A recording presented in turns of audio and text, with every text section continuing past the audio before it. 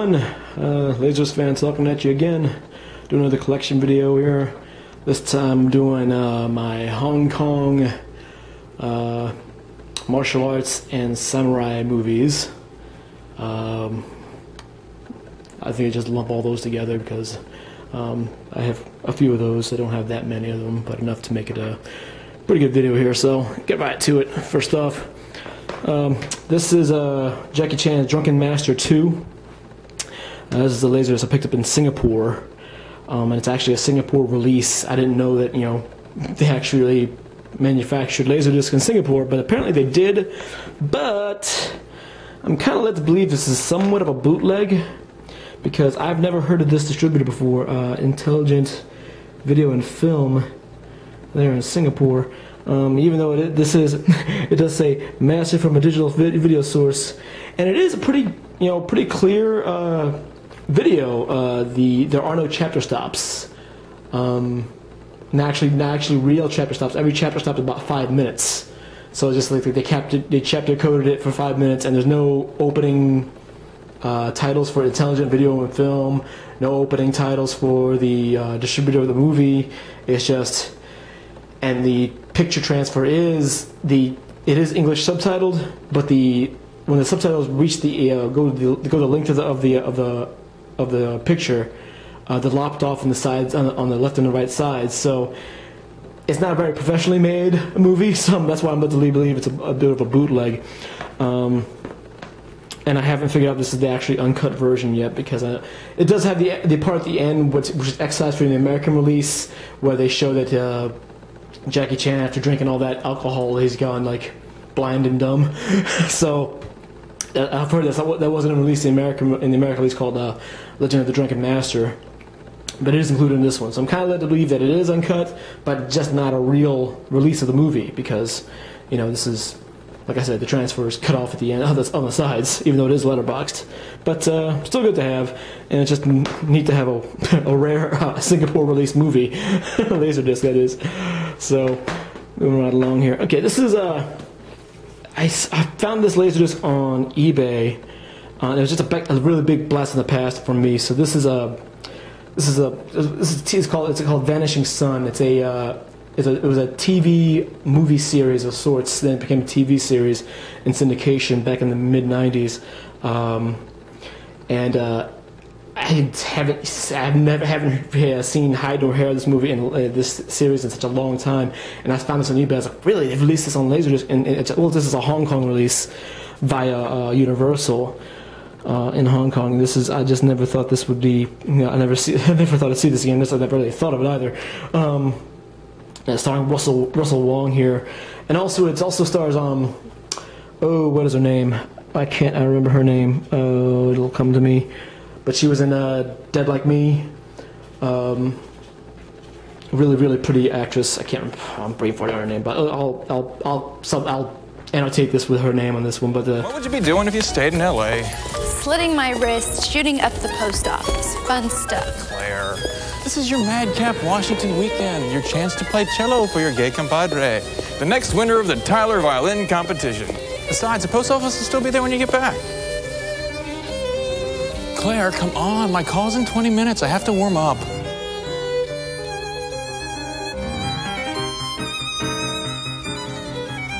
Honey, it can't be him.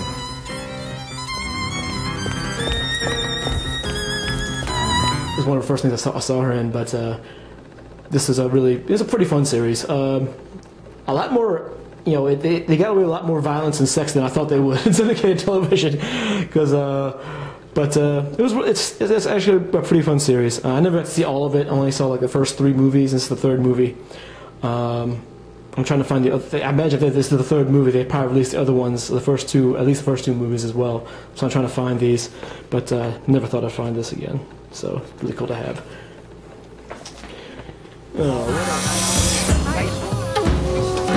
Trapped in the explosive turmoil of Red China, 2 brothers share a dream. Hey, Jam Brothers. We can't tell them apart. You two better not be up to what I think you're up to. Democracy movement is dead. You guys have... It's only dead when it dies in here. Tiananmen Square was not an and. This country needs to be changed now more than ever. If we don't do it, who will? 民主万岁！民主万岁！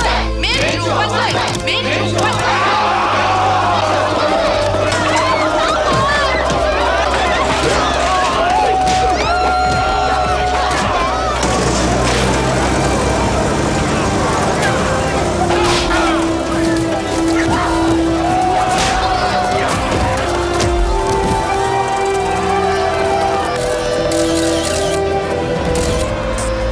Get out of China. It's impossible. This is Tiananmen Square all over again. No, it isn't. You're leaving tonight. Come on, start hunting. Look under those fish. What the hell? Something looking at me and it ain't a fish. Get a shovel over here. If there's people down here. But you taught me something back in China. The only thing anyone understands is power. I made some promises and I intend to keep them. Well, you didn't make promises for me. There is no you, there's no me. There's only us. We survived because it's always been us. Play. You said you were a music lover. Look at our face, John. Look at them! See these slanty little eyes? We're not white, John. And you fight harder. You fight, eventually you win. You win, or your children win, or your grandchildren win, but eventually you win. I don't give a damn about my children and my grandchildren. All I care is about me. All I care about is now.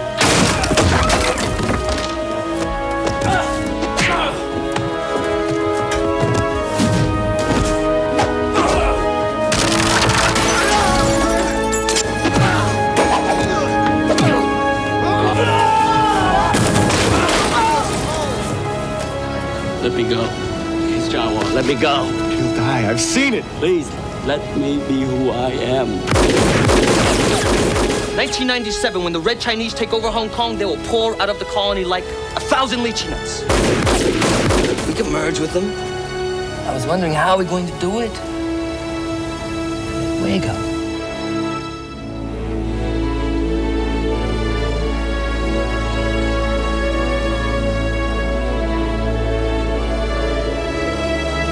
As a stranger in a strange land, Jean Hua finds the love of his life, faces the death of his father, and fights to keep his brother from a life of crime and violence. Stay with me.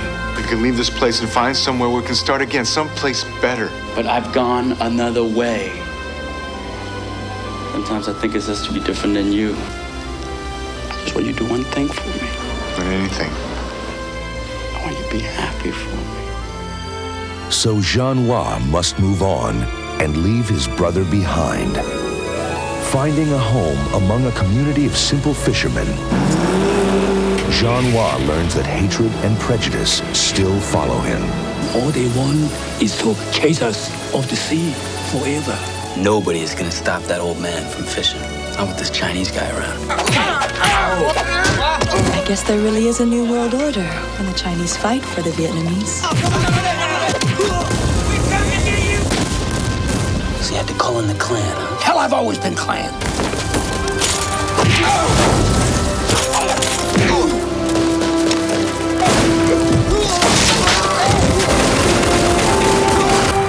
One more time, the brothers find their paths cross, both knowing they must once again part. One destined to a life of violence, the other to seek his dream of freedom. And now, Vanishing Son 3. Alrighty, this is the Hong Kong Laserdisc release of Black Mask. You might have seen this. This was released in America in the late 90s, dubbed. I don't know if anything was cut out of that movie that was still left in here in the Hong Kong release. I am led to believe that it is so, but I can't say for sure. I haven't compared the two because I don't have the American release. But this is I thought this was a fun movie. Nothing special, but I mean it was fun. A good vehicle for Jet Li after he got some stardom in that fourth Lethal Weapon movie. Okay, this is The Bride with White Hair Part 2. Starring Bridget Lin and Leslie Chung. I haven't watched this movie yet because I haven't seen Part 1, and I want to see Part 1 before I see Part 2. But what I understand, these are very good movies. Supernatural, adventure, horror type movies. So do want to get this. The only problem is this is released by Tai-Seng, and Tai-Seng, when they released movies on Laserdisc in America, for some reason the transfers never turned out very well. I don't know why that is, because when they imported movies directly from Hong Kong, they imported a lot of Mei-Ah and Universal laser and video movies on Laserdisc, and those look fine. But when they released when they did their own transfers and manufactured their own Laserdisc, for some reason the picture just looks god awful. And this is one of those things. Well, I haven't really, like I said, I haven't checked this out, but I'm kind of led to believe it is, because other Tai-Seng releases on Laserdisc look the same, look really bad. Okay, here's Bruce Lee, The Chinese Connection. One of his, Bruce Lee only made like 4 or 5 movies, so all of his are like classics. But this was a good one here, because this was actually remade by Jet Li. I don't know if you guys have seen it, but movie called Fist of Legend was basically a remake of this movie. He comes back from Japan, and his master was killed, and there's Japanese overtones in this as well. So pretty darn good movie, and the remake is good too by Jet Li, Fist of Legend. Alrighty, this is Crying Freeman. This is this is the Japanese Laserdisc release of Crying Freeman. Crying Freeman was it's based on a manga by one of my favorite manga artists, Ryoichi Ikegami is the artist, and Kazuo Koike is the writer. Very awesome manga. This movie is a pretty good adaptation of the manga. They did change some things around, because this is a Canadian production.